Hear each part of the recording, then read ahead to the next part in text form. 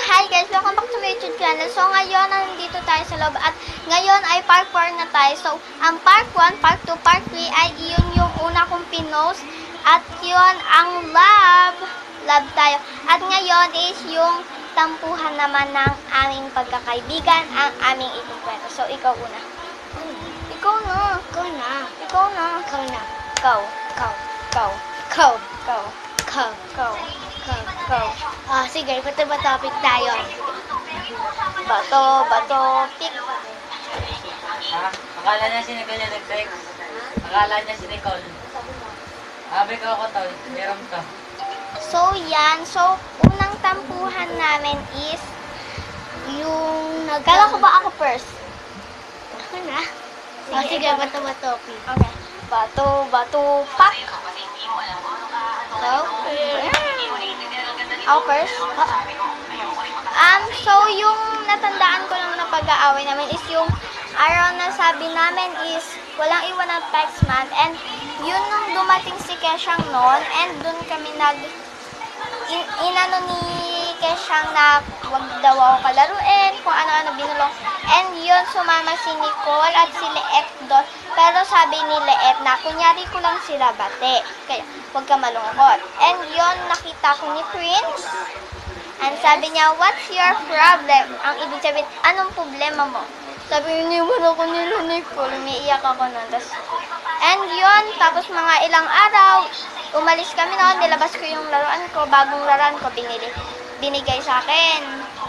So, and yung gulay-gulayan ko, tas yung puzzle ko, nilabas ko. And doon na lumapit si Leet. Sabi niya, tara ko, laro tayo. And nainggit si Nicole. So, si Leet lang talaga yung kaibigan ko, pero hinayaan ko na din maglaro si Nicole. So, yun yung natandaan kong away namin na malala, pero pinakamalala yung nagsabunutan kami. Tapos sinabihan ako ni Kesyang na bobo.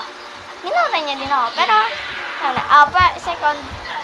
Okay, yung second na away namin ni Kesyang, yung kunyaring naglalaro lang kami, tapos parang gusto niya akong awayin. So, yung unang umaway sa akin, si Kesyang, pero ginantihan ko siya kasi hindi mo gagantihan yung isang tao, maaari yung lumala.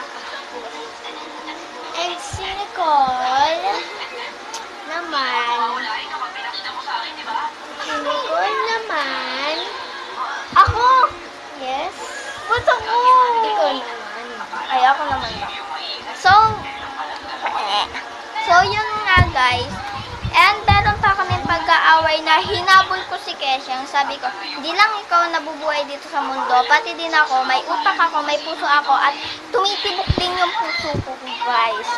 Sinabi ko sa kanya, and hinabol ko siya na hinabol, napahiya siya. Pero pagdating naman sa school, abangan nyo yung part 5. Mamaya din yun. Pag-uusapan naman namin yung mga kaaway namin sa school. Yes. So yan guys, hanggang dito na lang ang aming pag-aaway. Pero Wait close lang, kami. may away pa tayo. Bye guys! Okay, part